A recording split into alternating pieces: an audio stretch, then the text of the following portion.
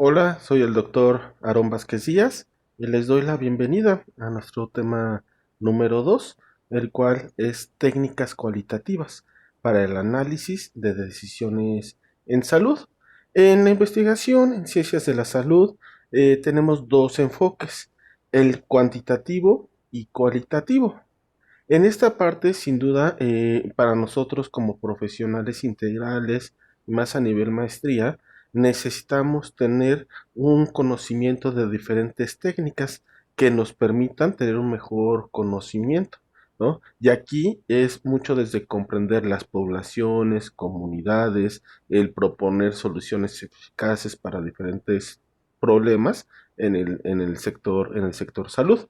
La parte cuantitativa está mucho más enfocado al tema de números y la parte cualitativa se utiliza más en temas de ciencias sociales, ¿no? Es una concepción mucho más dinámica en la que el investigador está inmerso en el contexto, donde se recogen y analizan las opiniones, discursos, acciones y significados personales para comprenderlos en profundidad.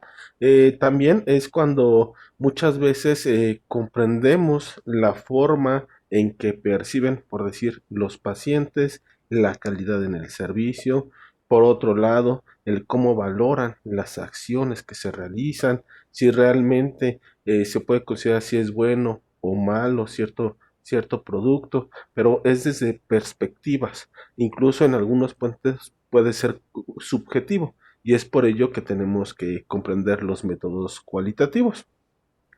Como conocimiento clave, decimos que las técnicas cualitativas ayudan a entender mejor los procesos y realidades de los problemas actuales con los que se enfrentan la salud pública y la medicina. También muchas veces hoy en día utilizamos mucho por si el término biopsicosocial y eso es a lo que se refiere. No nada más comprender que a lo mejor hay una falla, que hay algún problema de salud, alguna patología, sino que hay detrás de ello. Eso es lo importante que va a investigar esta investigación cualitativa. Y lo que vamos a ver son diferentes técnicas, métodos que entran en esta perspectiva cualitativa. El primero, en el subtema 2.1, es el método Delphi. Este método es prospectivo ya que trata de estudiar el futuro. Esto se refiere un poquito a la evolución de los factores del entorno tecno-socioeconómico y sus diferentes interacciones. Quien realiza este estudio y desarrolló este método fue la Rand Corporation en 1950 y para la Fuerza Aérea de Estados Unidos y su objetivo era la aplicación de la opinión de expertos. Este va a ser el punto fundamental del método Delphi, la opinión de expertos, en la selección de un sistema de industrias norteamericano óptimo y la estimación del número de bombas requeridas para reducir la producción de municiones hasta un cierto monto. Si bien es cierto que en un inicio se utilizaba para este tema bélico, se empezó a evolucionar y para manejarse ya en otros sectores, ¿no? Entonces esto es muy, muy importante. Lo que busca el método Delphi es esta parte de capacidad de predicción, ya que se basa en la utilización sistemática de un juicio intuitivo emitido por un grupo de expertos, y esto también sucede en la parte de la salud. Conocimiento clave, el método Delphi basa su capacidad de predicción en la utilización sistemática de un juicio intuitivo emitido por un grupo de expertos, ¿ok? Esta es la parte de la teoría y aquí les pongo un diagrama para que comprendamos a qué se refiere esto.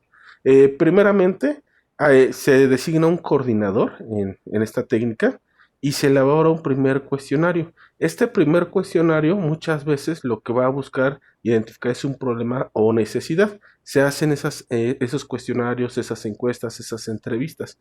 ¿Ok? Quien lo va a responder es este panel de expertos y se va a dar respuesta al primer cuestionario. Posteriormente, el coordinador hace un análisis tanto cualitativo y también puede ser cuantitativo y hace adición o perfecciona el segundo cuestionario. Y aquí se genera una segunda ronda y lo que hace el panel de expertos es la comparación de las respuestas del grupo con las propias. ¿A qué se refiere esto? Que muchas veces los expertos van a ver tanto su opinión como la de los demás en cuestión a ciertos problemas en específico que se tengan en salud. Y esto lo que va a permitir es empezar a generar el debate. Va mucho del aspecto cualitativo en comprender cómo piensan los demás, cómo perciben el problema o la necesidad que hay, y lo que busca es hacer un consenso. Entonces, el método Delphi es la parte de buscar hasta una democracia en la toma de decisiones. Es la parte, si juntamos a 10 expertos, ¿qué opinan esos 10? Y de ahí, buscando que cuando ya se da una mayoría en cuestión de las diferentes alternativas que hay, pues se pueda tomar acción. Después del consenso, se hace un análisis final de la respuesta del grupo y se llega a una conclusión.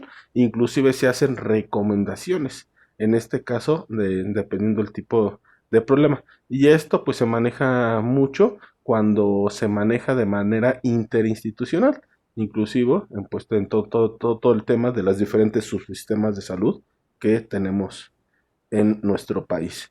Otra técnica cualitativa es la lluvia de ideas. En esta yo creo que la conocemos mucho más. También se conoce como brainstorming o tormenta de ideas y es una herramienta aplicada al trabajo en equipo, cuyo objetivo es facilitar la obtención de ideas originales. En esta parte, lo recomendable, si es que si tenemos un problema, por decir, en un proceso o en la atención en un consultorio y en el lugar sí que a lo mejor es un consultorio, pero hay diferentes recursos humanos. Entre ellos se tiene que explicar cuál es el problema y también dar diferentes alternativas. Es importante escuchar a todos los que integran un equipo de trabajo.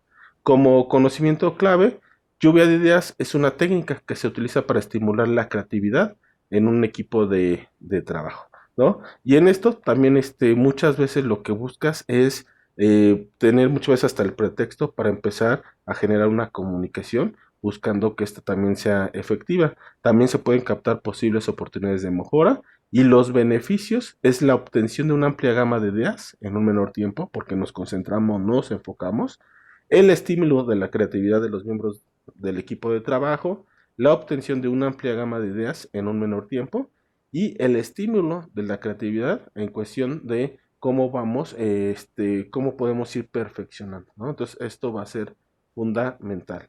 Ahora, aquí les pongo un esquema que muchas veces esto, cuando tenemos la oportunidad de tener un pizarrón, reunir al equipo, podemos poner al centro, pues, el problema o la necesidad y que cada quien vaya dando su opinión, ¿ok? Y lo importante es irlo anotando, si es posible generar una minuta. Aquí va a estar esta parte nada más de ideas. Posteriormente se tiene que analizar si son viables, si no, para poder implementar una estrategia.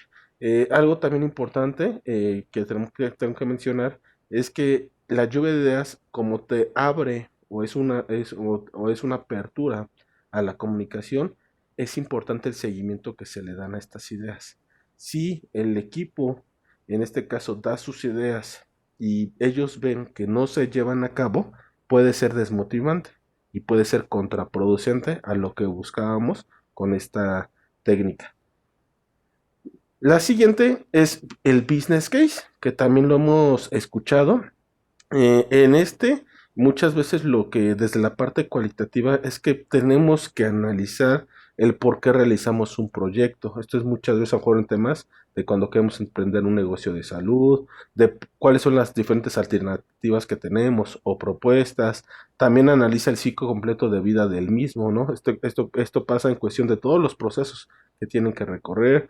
También, sin duda, temas financieros, ¿no? Simplemente si nosotros rentamos un espacio para dar a lo mejor a terapias, pues se tiene que hacer el cálculo de cuántas terapias tengo que realizar al mes para poder cubrir a lo mejor esa renta. Y a partir de ahí, que sea mi punto del equilibrio, pues la parte de generar utilidades. También el tema de los KPIs o Key Performance Indicators, que son los indicadores clave del desempeño. Entonces, sin duda, pues en todo negocio de salud es fundamental, ¿no? Tener este business case, también se le llama plan de negocios, y súper importante la planeación estratégica. Nuevos productos, en la comercialización y también de cómo vamos a proyectar nuestros beneficios. El conocimiento clave del business case es un estudio de viabilidad económica documentado que presenta una aproximación más rigurosa y exhaustiva acerca del impacto de un negocio en salud. Algo importante, es cualitativo porque consideramos diferentes dimensiones, pero posteriormente se va a aterrizar a temas de números, ¿no? Y aquí les pongo los componentes del business case. Primero, pues tenemos una oportunidad de negocio en salud, estratégica o táctica. Y esta es la parte que mencionaba, todas las cualidades que debemos considerar, inversión, riesgos, alternativas y aprobación del proyecto, ¿no? En cada una de ellas va a haber rubros muy en específicos que tenemos que analizar e investigar. Inclusive aquí también se mezcla lo cualitativo con lo cuantitativo. El mercado, la competencia, el análisis financiero. En la inversión, el pronóstico de resultado financiero, la estimación de recursos necesarios. Aquí, tanto hablando de profesionales de salud, en este caso de otras profesiones, también asimismo materiales, ¿no? Recursos técnicos, recursos tecnológicos, hay que considerarlo todo. Los riesgos, lo importante es identificarlos, tratar de mitigarlos, hacer planes de contingencia para que pues no nos agarre desprevenidos. Las alternativas, pues también buscar hacer un comparativo de nuestros productos, de nuestros servicios, nuestros nuevos conceptos y también qué problemas estamos resolviendo. Y pues la aprobación del proyecto va a estar muy enfocado pues a la inversión y gestión que nosotros realizamos y también desde la perspectiva de los dineros. Una técnica que también es muy conocida de manera universal son los mapas mentales y conceptuales, ¿ok? Entonces, esta inclusive se utiliza mucho en temas de enseñanza. Los mapas mentales son un método muy eficaz para extraer y memorizar información. Es una forma lógica y creativa de tomar notas y expresar ideas mediante imágenes para reflexionar sobre un tema. Es lo que nos indica Busan, ¿no? También son el espejo externo en el que se reflejan los pensamientos con ayuda de un proceso gráfico que sin duda pues eso genera mucha fuerza.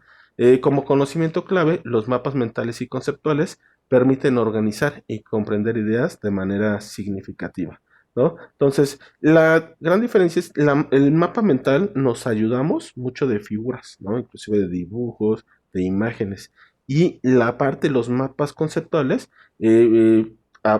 también son una herramienta de aprendizaje, pero está más basado en palabras, en conceptos que lo que se hace de manera jerárquica, que los hacemos con conectores, los unimos, recuadros, óvalos, cuadrados, y lo que hacemos es generar palabras también de enlace. Es importante, hoy en día también ya se hace una mezcla, a mí en lo particular me gusta así realizar mis trabajos, por decir, la combinación de mapa mental y conceptual, y es válido tanto hacerlo por separado. Y aquí les pongo por decir un ejemplo, que sería esta mezcla, ¿no? Por decir, al centro está bien el tema principal, la formación de recursos humanos en estomatología, ¿ok? Y están unidos con diferentes flechas, pero por decir las naranjas, estamos hablando que es la parte jerárquica, son los puntos principales que debemos de considerar. Y posteriormente, ya en las flechas azulitas son como, imagínense que como estamos desmenuzando o son los subtemas. Y pues también está acompañado de imágenes, que es la parte mental, ¿no? Que nos recuerde ciertas imágenes lo que queremos proyectar, ¿no? Entonces, muy interesante este mapa, totalmente enfocado a temas de salud. Otra técnica son los diagramas de Pareto. Y esta técnica también sucede como otras. Partimos de lo cualitativo pero llegamos a parte numérica, ¿no? Entonces es importante comprender eso, qué es cualitativo y qué es cuantitativo. En esto de cualitativo, primero pues es una técnica gráfica, es sencilla para clasificar ciertos aspectos en orden de mayor a menor frecuencia. Entonces estos aspectos o cualidades es lo que se lista y es cualitativo, pero posteriormente ya hacemos un análisis numérico. Y este principio de Pareto en lo que está basado es que establece que el 20% de lo que entra o se invierte es responsable del 80% de los resultados obtenidos. O, en otras palabras, que el 80% de las consecuencias se derivan del 20% de las causas. ¿Ok? Esto lo veo aquí en esta imagen, lo que les mencionaba. Y como conocimiento clave, entonces el diagrama de Pareto, el principal uso de este diagrama es poder establecer un orden de prioridades en la toma de decisiones. Y ahora les voy a dar un ejemplo que a mí me sucedía mucho en las aseguradoras. En un periodo yo era el responsable de las quejas UNE, así llaman, de la Conducef en cuestión de gastos médicos mayores, ¿no? Yo lo que hacía es tomaba mi muestra de manera mensual y analizaba el número de quejas, pero vean, las enlistaba por la mayoría, ahora sí que cuáles eran las mayores, y siempre tomaba que el 80%, en este caso, era a los que le iba a dar prioridad. Por decir, aquí una queja negativa en el pago de la indemnización. Entonces sabía que mi universo era del 50% de quejas. Entonces hacía un enfoque.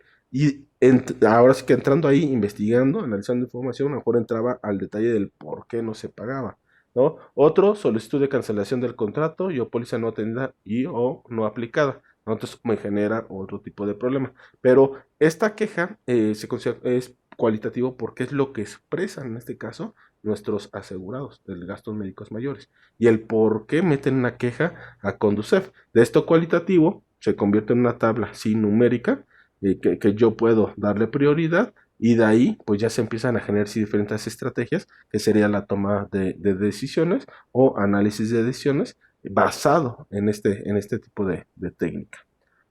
Otro súper conocido es los diagramas de Ishikawa, ¿no? Sin duda, ¿no? Es el diagrama causa-efecto, que está compuesto por un recuadro que constituye la cabeza de pescado, una línea principal, que constituye su columna, y de 4 a más líneas apuntando a la línea principal. Aquí, muchas veces estas 4, o que como vértebras, o pueden ser más, es la parte que diríamos que es multidimensional o multifactorial de un problema. También se utilizará, por decir la palabra multiaxial, que es analizar un problema en diferentes ejes, ¿ok?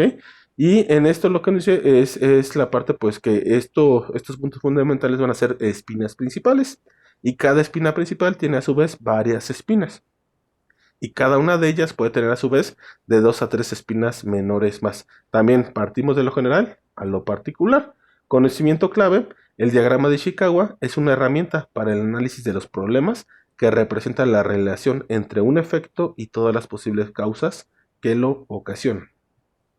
El diagrama es una herramienta de la calidad que ayuda a levantar las causas raíces de un problema y esto es lo fundamental. Muchas veces tenemos un problema que es lo superficial o lo que decimos que está arriba del iceberg, pero es la más lo que vemos. Pero en lo que está abajo, que sería la base, realmente que es ahora sí que ir o a solucionar el problema de raíz, muchas veces tenemos que estar indagando e investigando el porqué de las cosas, ¿no? Y aquí les pongo este ejemplo del lado derecho, lo que decíamos la cabeza de pescado.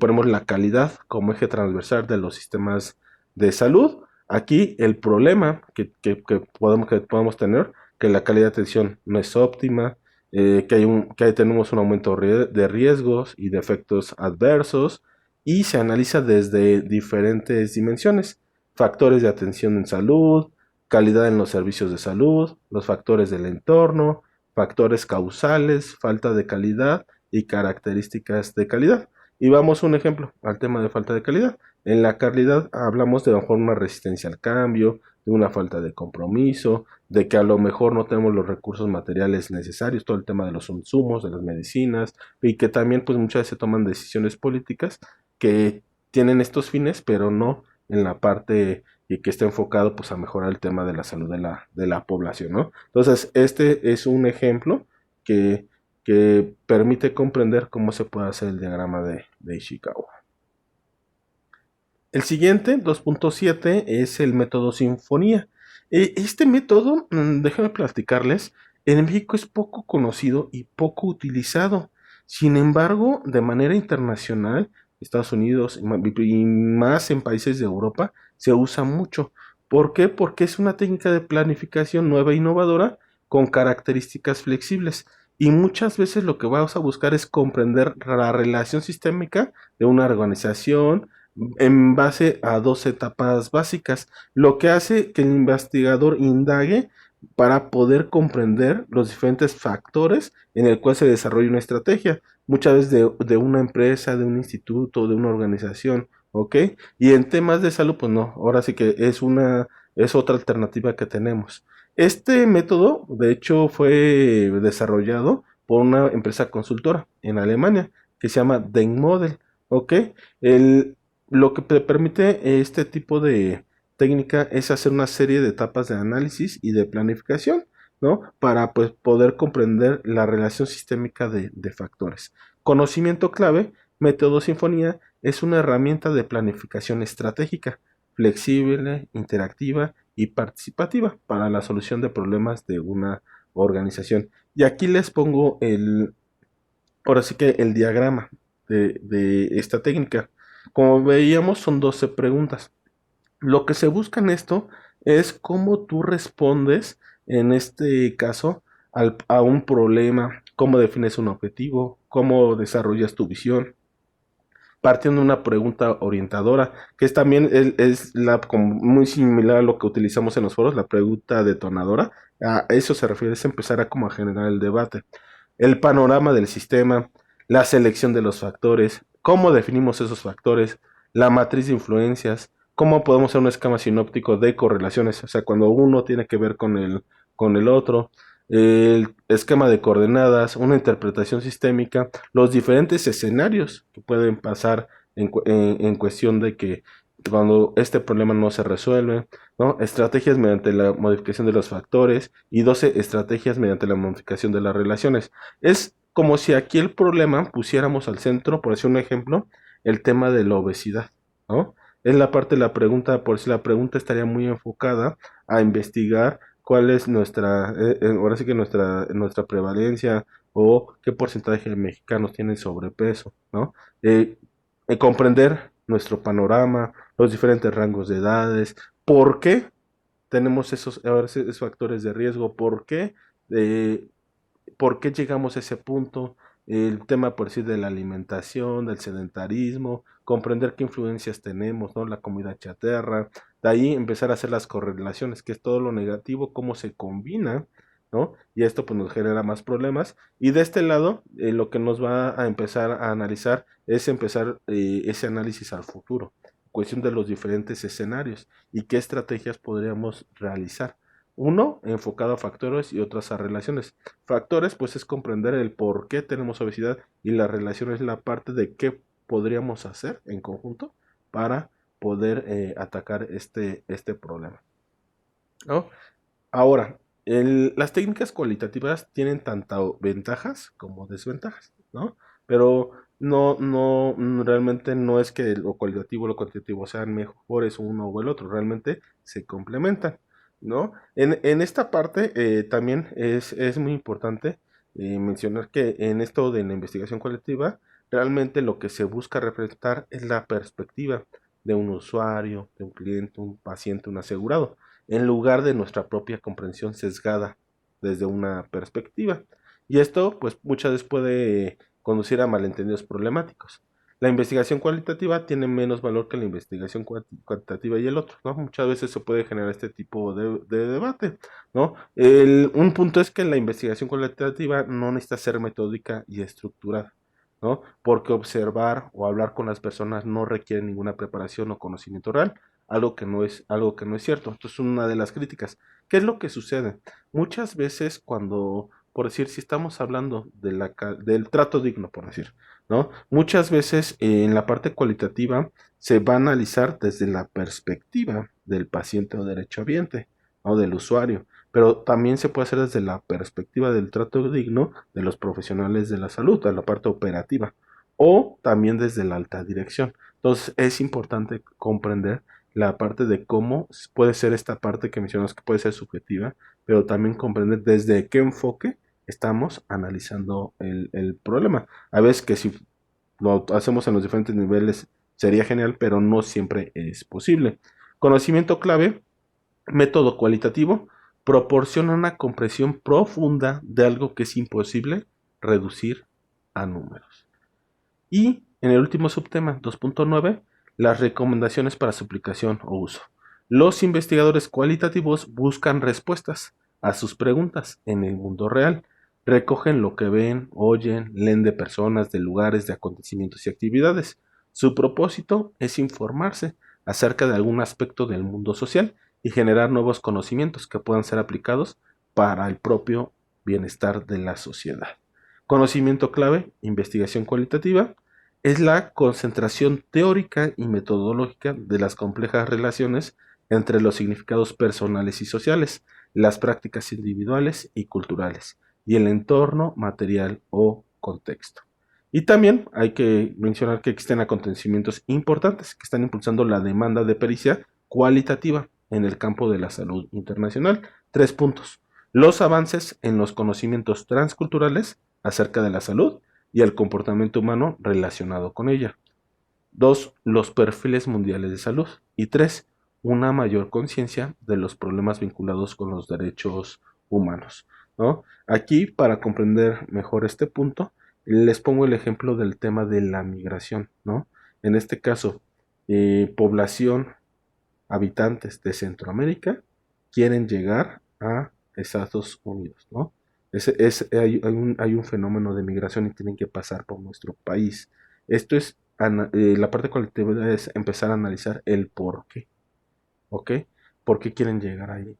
Pero también sabemos que se pueden importar enfermedades y en ese punto se tiene que analizar hasta los trayectos y todo lo que va sucediendo en el camino, lo que puede afectar, ya hablando de salud pública, también se pasa al tema numérico. Entonces, muchas veces, en algunos aspectos lo cualitativo va enfocado a lo cuantitativo, pero tenemos que comprender muy bien la parte cualitativa, de que es lo que queremos comprender, el porqué de las cosas que posteriormente tienen un efecto y totalmente alineado a temas de salud. ¿De acuerdo? Pues les agradezco su atención. Quedo a sus órdenes en la plataforma. Cualquier duda o comentario que tengan sobre el tema, con gusto lo revisamos. Hasta pronto.